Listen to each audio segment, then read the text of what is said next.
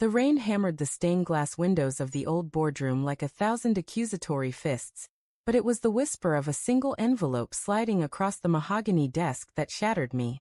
I, Elias Hawthorne, 34 and freshly orphaned, stared at it. My name scrawled in her elegant cursive, the one she'd practiced for our wedding invitations. "For when you're ready," it read on the outside, tucked beneath a stack of inheritance papers that screamed of my parents' empire. Hawthorne Footwear, $150 million in polished leather and forgotten dreams. Ready? For what?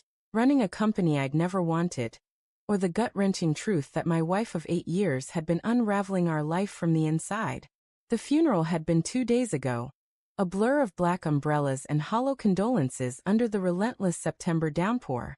My parents, Victor and Elena Hawthorne, had built their shoe dynasty from a single cobbler's shop in Queens, turning it into a global brand that shot celebrities and soccer moms alike. They died in a car crash on the Taconic Parkway. Ironic, really, since Dad always preached about steady footing in life's twists. The will was straightforward. I got everything. Not my golden boy brother, who'd vanished to Bali 5 years back chasing enlightenment, but me, the quiet accountant who'd married for love, not legacy. "You're the steady one, Elias," Mom had said once, her hands calloused from sketching heels. Steady? God, what a joke. I crumpled the envelope in my fist, the paper crackling like dry bones. Sarah, my Sarah, with her laugh like wind chimes and eyes that crinkled when she teased me about my mismatched socks, had handed it to the executor that morning. "He'll need this," she'd murmured, her voice thick with what I'd mistaken for grief. We'd clung to each other at the graveside, her head on my shoulder, whispering promises of forever amid the scent of wet earth and lilies.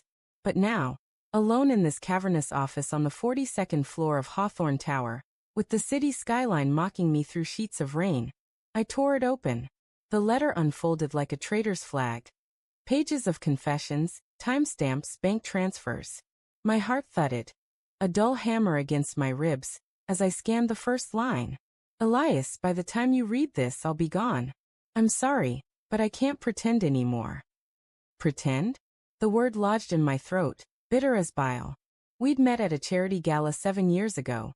She, a rising graphic designer with sketches of avant-garde sneakers that caught Dad's eye, me, the dutiful son nursing a scotch and dodging small talk.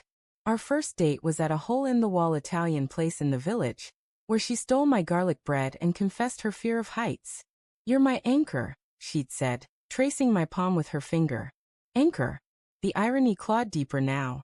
I sank into the leather chair, Dad's chair, worn smooth from decades of decisions, and forced myself to read on. Sarah detailed it all, her words a scalpel dissecting our marriage. "It started small," she wrote, 2 years into our honeymoon phase. The company was booming, but the pressure. God, the pressure. Late nights at the office for me. Endless prototypes for her freelance gigs that Hawthorne occasionally subcontracted.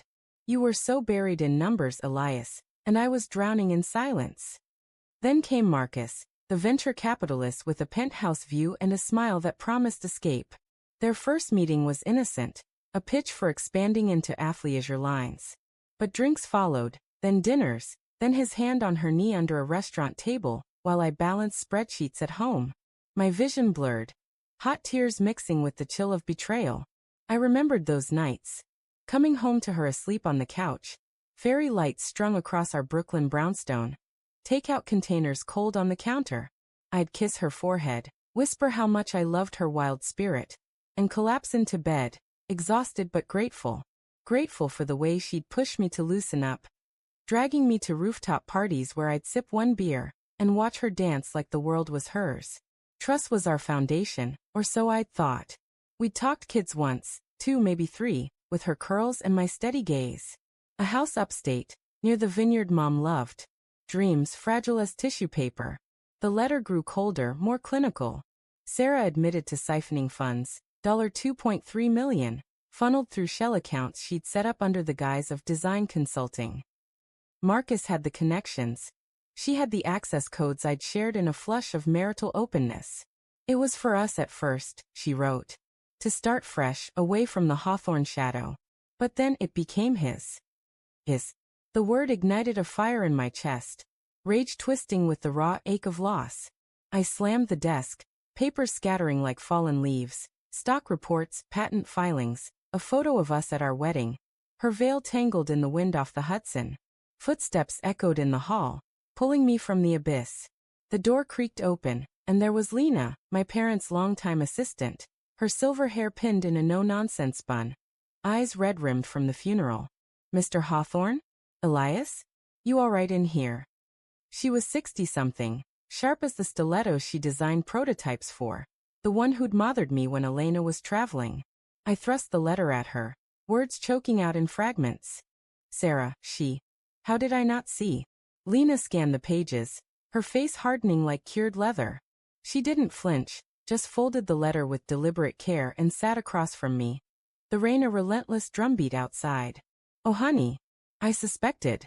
The late calls, the client meetings that stretched into weekends. But you were so in love, blind to the cracks." Blind. The accusation stung, but she was right. I'd ignored the signs. The new designer bag she couldn't afford, the way her phone buzzed incessantly and she'd angle it away, laughing it off as work stress. Once, I'd found a receipt for a hotel in Midtown, and she'd spun it into a story about crashing after a deadline, her arms around me that night tighter than usual. "I trust you," I'd said, because saying otherwise would crack the world we'd built. Trust wasn't just given. It was my armor against the chaos of losing my parents young, against the brother who'd bailed when Dad needed him most. Lena leaned forward, her voice a gravelly anchor. "What now?" "The board's waiting downstairs, investors sniffing blood in the water. And the police, embezzlement like this, it's federal." Police. The word hung heavy, conjuring handcuffs and headlines. Hawthorne heir's wife flees with fortune. But beneath the fury, a deeper wound festered, the not knowing. Had our laughs been lies? The quiet Sundays in bed, her head on my chest as we planned lazy brunches. Had she been plotting then, her fingers tracing escape routes on my skin? I stood, pacing the office, the carpet muffling my steps like buried secrets. Suspense coiled in my gut as I rifled through Dad's desk drawers. Old ledgers, a half-smoked cigar, and then a USB drive taped beneath the blotter. Heart pounding, I plugged it into the ancient computer, the screen flickering to life with encrypted files. Sarah's work? No, logs of transfers, flagged anomalies Lena must have compiled but never shared. Waiting for me to step up. The last entry. A wire to an offshore account in her name. Time-stamped yesterday, hours after the funeral. She'd waited until the dirt was fresh on the graves. The door burst open again. This time, it was Detective Ruiz, badge glinting under the fluorescence, his partner a shadow behind. "Mr. Hawthorne, we need to talk. Your wife skipped town. Private jet to Zurich, courtesy of your company's accounts." Zurich. Marcus's playground, I'd learn later, his family roots tangled in Swiss banks. The room spun, betrayal's vertigo pulling me under. I collapsed into the chair, the letter fluttering to the floor like a white flag of surrender. In that moment, as Ruiz droned about warrants and recovery odds, the pain crystallized, not just the theft of money, but of us.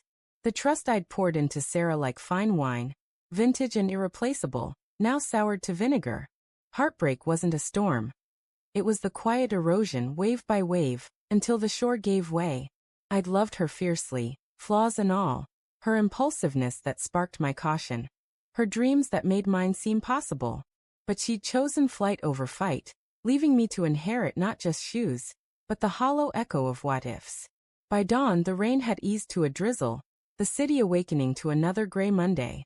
I signed the board's emergency resolutions, my hand steady despite the tremor in my soul. Lena stayed, brewing coffee strong as resolve, her presence a lifeline. "You're a Hawthorne," she said softly. "We mend what's broken." Mend. Could I?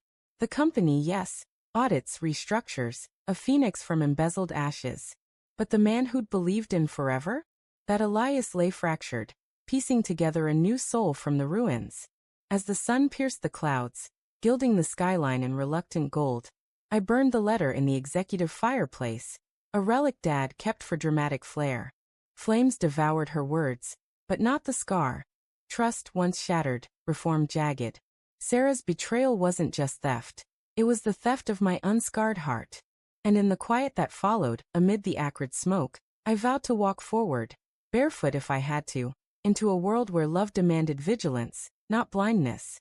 The empire endured, but I was remade, one painful step at a time.